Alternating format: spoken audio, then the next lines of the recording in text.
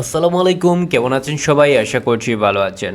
এই মুহূর্তে যারা বর্তমানে বাংলাদেশ থেকে আরব আমিরাতে আসার চিন্তা করছেন তারা সাবধান হয়ে যাবেন।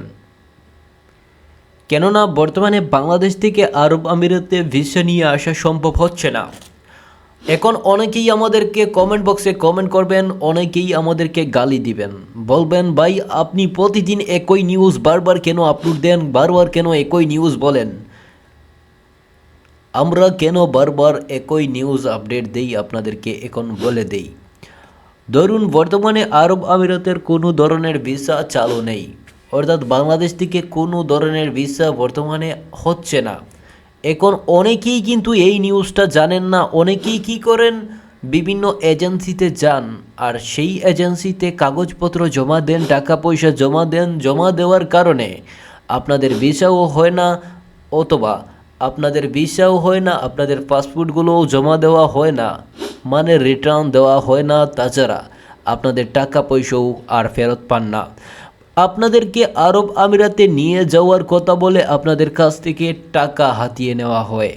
আর এর কারণে কিন্তু যারা জানেন না তাদের জন্য আমরা প্রতিনিয়ত ভিডিও আপলোড দিয়ে যাব।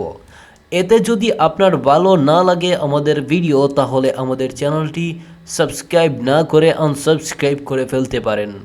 আর হ্যাঁ, আমরা সব সময় সত্য কথা বলার চেষ্টা করি, আর যার কারণে আপনারা অনেকেই আমাদেরকে লাইক করেন, অনেকেই সাবস্ক্রাইব করেন।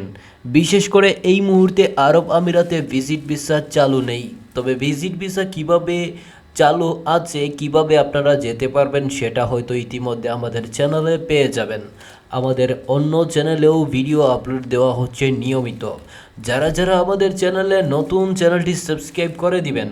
আর বিশেষ করে লেবার ক্যাটাগরির ভিসা, ক্লিনার ভিসা, এই ধরনের কোনো ভিসা বর্তমানে চালু নেই। দালাল কিংবা প্রতারক থেকে দূরে থাকুন আর আমাদের চ্যানেলটি সাবস্ক্রাইব করে আমাদের পাশে থাকুন। ধন্যবাদ সবাইকে।